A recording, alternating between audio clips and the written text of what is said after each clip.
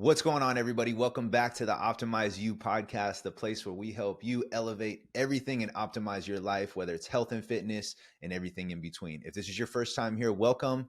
If you find value from this podcast, be sure to share it with a friend. Subscribe. We release episodes every Tuesday and Thursday. Today, we are going to be going over the topic of progress over perfection. So if you struggle with this, let's dive in. I have some stories that I want to share here too with you guys today that I've had some recent conversations with some clients that I think will really paint a picture and help you guys if you're in that area, if you've been struggling, if you have a really tough time with the all or nothing mindset.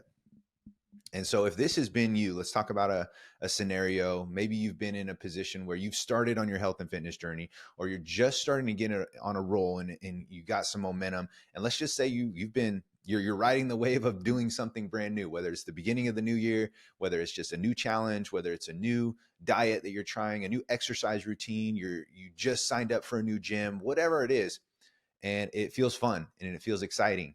Those are the times where you want to take advantage. I tell people always take advantage of those times, ride that wave as best as you possibly can, knowing that it's going to die out at some point, just like surfing.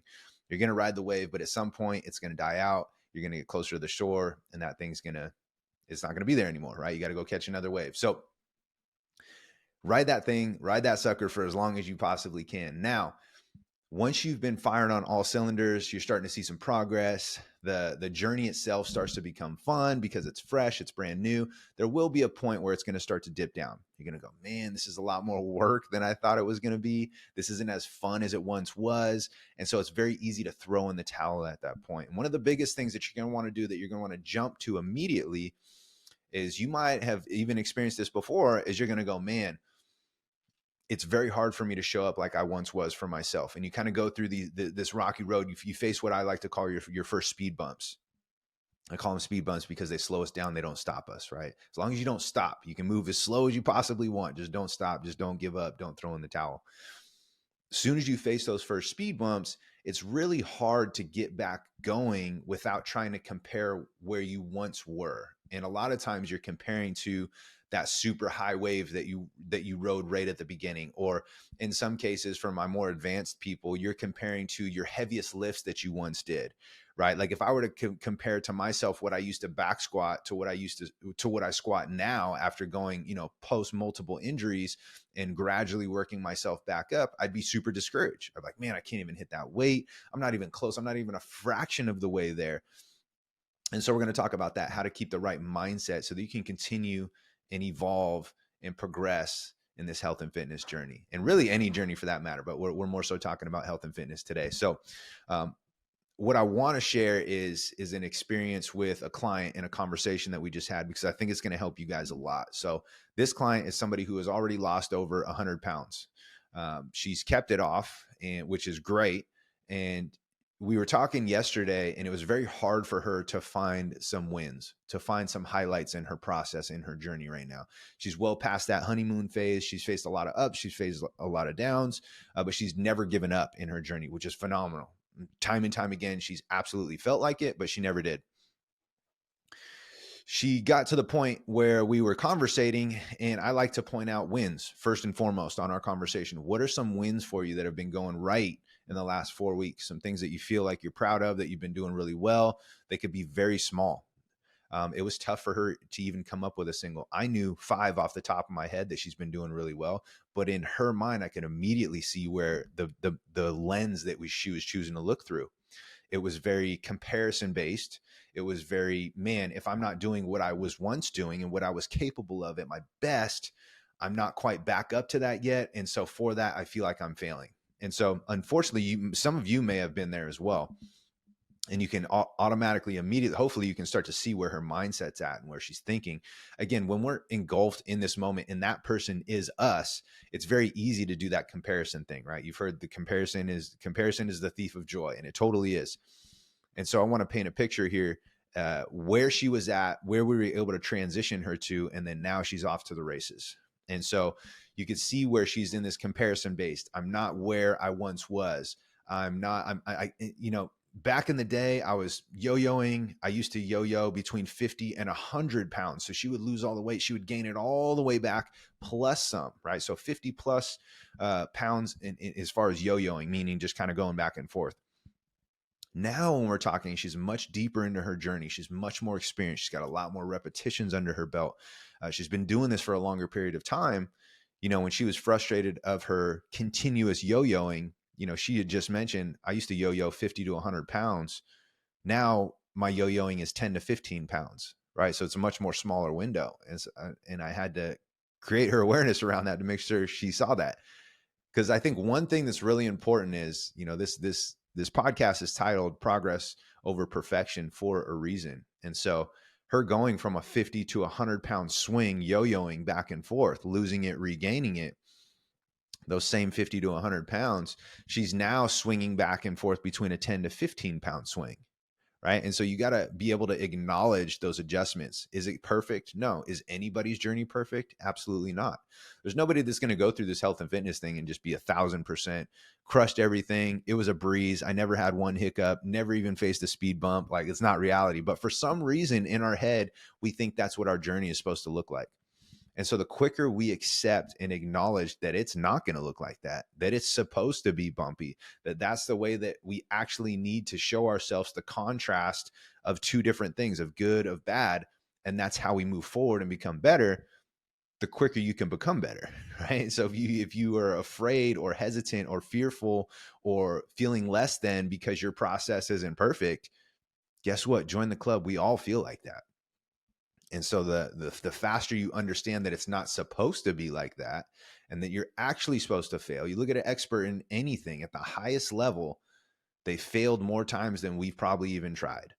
And we have to remember that the more we fail, the more experience we get. The more we scrape our knees through the process, the better and better we get, the more resilient we become. So the faster you can fail, the faster you can mess up, the faster you can have these yo-yo rebounds back and forth, the quicker you can learn from them and be better going forward. So what we often do is we compare to the past. And I want to explain these three different aspects to you too, because I think it's going to paint a better overall scenario for you so that you can look into your life and have the self-awareness and go, okay, where am I potentially dropping the ball? Where am I doing really well? And then what areas can I pick up and focus on just a little bit more to help me to keep going forward? So the first thing is what we talked a little bit about is the comparison. And I like to call it looking in the rear view, looking in the past. And anytime we look in the past, the tendency is going to be to want to compare. Comparison is going to be in the past because we are putting it up against either somebody else or something that we once did that was great. However, we're not quite at that standard anymore. We might have slipped a little bit, which, hey, is part of the process anyways. But I'm going to associate past with stress. All it does is cause us stress. Okay, so if you think about the highest highs, the lowest lows, you find yourself in the comparison mode, it's creating more stress. And guess what? We can't do anything about it, whether it was good, whether it was bad, whether we crushed it, whether we did horrible, we can't change it now. And so we can look back at it, we can learn from it, we can use it as data, we can use it as a reference point, but we got to keep moving forward. So I want you to think past. Anytime you're stuck in your past, and that's where your immediate focus is at, whether you're comparing, whether you're thinking what you did or what you didn't do, and you're comparing it to now and today, it's done. It's already gone. So all you're doing is adding more stress to your plate. So if you're engaged in your health and fitness journey, it's already stressful to begin with. Don't be adding more unneeded stress to yourself, right? So past stress. We go on the other side of the spectrum. What's the other side? The other side is looking too far in the future, too far ahead. What do we do when we do that? We create hypotheticals. We create what if scenarios. We go, man, if I hop on the scale this week and it's not down a pound, I failed. If it is down a pound, then man, I was probably super successful that week, right? You start creating these scenarios. Man, if I did the interview and I'm not sure what their decision's going to be, but I hope they pick me. If I get this job, great. If I don't, man, I don't know what I'm going to do. Right? Like we think of these hypothetical scenarios that, by the way, we don't have any control over anymore, right? We're putting ourselves in this mindset of we're trying to force something to make it happen, to create both sides of the coin, to weigh out both sides, which I'm not saying anything's wrong with that. Just don't spend too much time with that. So we talked about past stress, future cast anxiety. So all those things we just talked about, creating the what if scenarios, the hypotheticals, the what if this happens, this might happen, what if it doesn't happen? creates anxiety. You can feel, I just feel it just talking about it, right? I'm like, oh man, I don't want to think about that at all whatsoever. But we constantly do. We constantly go, we're human. We walk through those things. And that goes back to the title of this podcast: progress, not perfection. We don't have to be perfect in this. We're going to think about the future. We're going to resonate in the past a lot, but I'm encouraging you to use them as data, use it as reference, and then come right back to, so how do we find the solution here? We ground what we can do in the here and the now and the present. Yeah. So I'm not saying don't look forward, and I'm not saying don't look back. There can be a lot of good in those.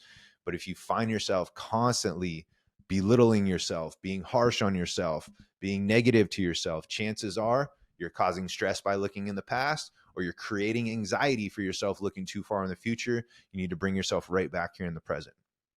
And what that'll do, it's going to hone you in on the here and the now. It's going to give you a focal point. It's going to take away the stress of the past. It's going to take away worrying about the future because it's not quite here yet.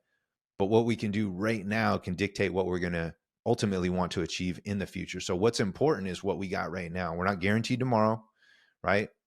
As much as it sucks to say, something catastrophic could happen and we don't wake up tomorrow. So let's at least focus on right here, right now, because that's what we have immediate control over. And my clients all know this. Every time I talk to them, the people in my Facebook group know this as well. The more intentional you can be, the more control that you have in your journey and in your process, the more successful you will become. If you look at somebody who has already what you want, or if you look at somebody who has something that's very desirable, let's just talk about physique, level of health, because we're on that health and fitness journey, right? If they already have achieved that, chances are, if you look at their demeanor, their behavior, the way they act on a day-to-day basis, they possess certain things that have got them there that we probably don't quite currently possess yet. And we have to pay attention to those skills. And those are only practiced on a day in and a day out basis. So if we're worried about constantly what we did or didn't do that's behind us, or comparing to what we once, when we were once quote unquote phenomenal, or our best lift, or when we were firing on all cylinders and we were crushing it week in and week out and there was nothing that could phase us, and that's what we're comparing to, stress. Looking too far in the future, hypothetical what if scenarios. If I get there, if I don't get there, what if I sabotage myself and I'm so close and I just derail my, like, anxiety. Focus on here, ground yourself in the present. And a really important thing is understand that we're going to get off track. It's what's required to get to where we want to go. Nobody ever did this process and was perfect in it.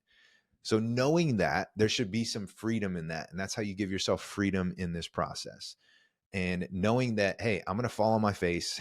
I'm going to scrape my knees during the process. There are going to be highs. There are going to be lows. And this is another thing you compare it to too. When we say lows, we're maybe looking in the past. When we say highs, we're like thinking on the top of the mountain when I get there, right? But that's not going to do anything for us. We need to come back right here. And the more we can stay, kind of ride that midline. And I say it all the time to my clients, like, ride the kids roller coaster. Like, there's going to be highs and there's going to be lows, but let's ride the little kiddie roller coaster.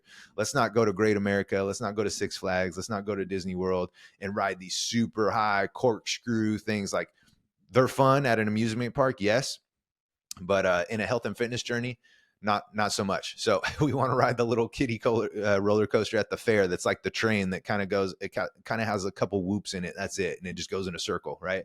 And so you never ride the high highs and you never quite bury yourself in the low lows. And you can kind of just ride this midline of where you will go up, you will go down, but you're in complete control. And when you can do that, the consistency, the discipline, the tasks at hand, adhering to things that are on your daily schedule, those things are all going to skyrocket. It's because you're no longer letting your mood dictate whether you're going to do something or not. You get in that position, you are in an ultimate position of control, of intentionality. And then you're going to, oftentimes, more times than not, you're going to do what's required. And when you do those things, you will set yourself up for success. So I think it's really important, again, to recap. If we find ourselves looking in the past too much, chances are we're creating a higher amount of stress on ourselves by comparing. If we look too far in the future and we do so consistently, we walk through a bunch of different scenarios, some okay, some worst case scenarios, we're causing anxiety. We're worrying ourselves, neither of which are going to be conducive in our process. So we need to come back and ground ourselves and go, okay, despite me getting off track, because not a matter of if, but when, we will get off track. How quickly do we respond and get back to the present and focus on the first action step that's required to get us to where we want to go? How perfectly can I lay that brick today, knowing that day after day, laying brick by brick, we're going to have a wall? You probably heard that analogy before, right? Just lay the perfect brick today as best as you possibly can. Doesn't matter the bricks that you've laid before, doesn't matter the ones that you may or may not lay in the future, but what can you do today? Because that's in your control. And when you can focus on that and lay that perfect brick every single day, despite it being perfect, I shouldn't have used that word, despite it not being perfect, right? Just as perfectly as you possibly can, given the circumstances for that particular day, is what I should have said, right? That's where we want to hone in our focus. And when you can do that, you will have more control than you think, and you will be able to understand that it's okay to fail during this process. Matter of fact, not only is it okay, it's required to fail during the process, because the more I fail, the more repetitions I get, the more experience I have, the better I can contrast what I did well, what I didn't, the more I can learn from it, and the better I can be going forward. And I can get closer and closer in my process. I can bridge the gap day by day. And that's what this whole journey is about. It's not about going from being shit, mediocre, bottom of the barrel to going straight to the mountaintops. And it's just going to be this perfect, like, linear line. It never works like that, but that's how our brain thinks. And so the quicker you can go, oh, I'm supposed to scrape my knees during this process. I'm supposed to mess up. I'm supposed to get off track. I'm supposed to have these cravings every once in a while.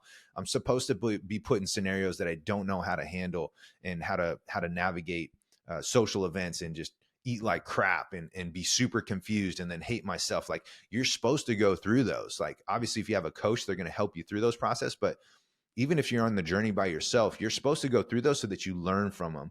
Nobody just ever went through and, like, all of a sudden just made perfect decisions along their way. No, they just messed up more times than you and then learned how to capitalize on it. And now they're further along in their journey because they're deserving of being there, just sheerly through higher repetitions. I heard the other day that repetition is the father of skill. So any skill that we want to develop, if you just look at this entire health and fitness journey as a skill or a series of skills that need to be built, you can understand that, man, the more repetitions I get at this, good, bad, ugly, and different, the faster I'm going to build the skill.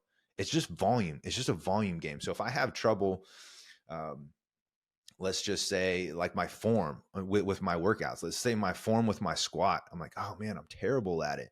I have tight knees and hips and ankles, and it's very hard for me to get in position, and I'm not quite sure I'm doing it right. It's like, how do you get better at doing the thing? You just do the thing more, right? Of course, there's going to be nuances and one-offs where you can, like, work on some mobility and things like that. But even that's repetition, right? You're getting practice with more mobility drills, with more specifics to your body. It's more and higher volume of repetition to get better at the thing.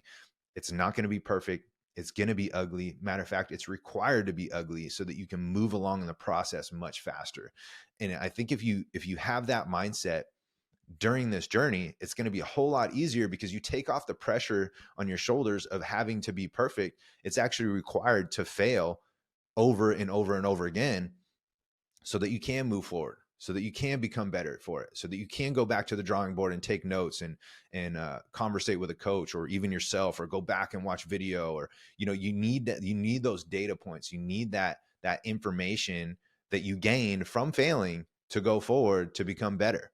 So no longer look at, I'm going to encourage everybody, if progress over perfection is the goal, and if you can hone in on that and you can focus on that, I promise you, your journey is going to be so much more enjoyable. You're going to take the pressure off yourself of having to show up every day, to your best caliber that you ever did, or, and if you don't show up like that, then, man, I failed this entire journey. I might as well quit. I might as well give up.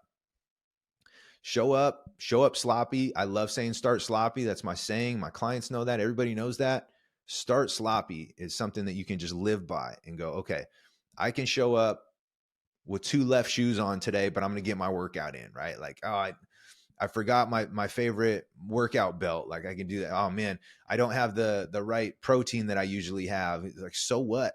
Like, those are repetitions where you failed. Okay, how can I plan, be a little bit better in the future so I can have those things that are necessary to keep me tracking and progressing in the right direction? Just keep failing at it. I encourage you to fail and fail fast as quickly as you can. Now, If we continue to fail and we don't keep learning from those failures, that's different, right? That's not absorbing the information. That's not being intelligent and making a better move going forward. You can mess up. You can mess up multiple times. You can mess up a lot of times. Like you're going to fail a lot of times. But if it's the same thing over and over and over, that's a choice now, and you're choosing not to learn from it. So that's totally different. We want to make sure we learn from these things. It might take a couple times, might take a few times, but as long as we're trying to be better, we're moving the rock just a little bit better than we once did. The outcome may still, check the boxes, the fail column. But as long as we're trying to get better at it, you're getting more volume in, you're getting more repetitions, you're failing faster. Eventually, you're going to tweak it out to where you're like, oh, okay, I get this now. I get how I'm supposed to do this. I'm moving better now. I'm making better choices from a food standpoint. I'm prioritizing sleep. I'm doing whatever it is. You'll fail enough times until it frustrates you. And then you go, okay, I need to learn from this. I need to be better going forward. Or else you're just going to keep living in that same cycle, which unfortunately a lot of people do. They don't make an adjustment going forward after they had the same failure over and over and over again. And then they start to deem that as their identity.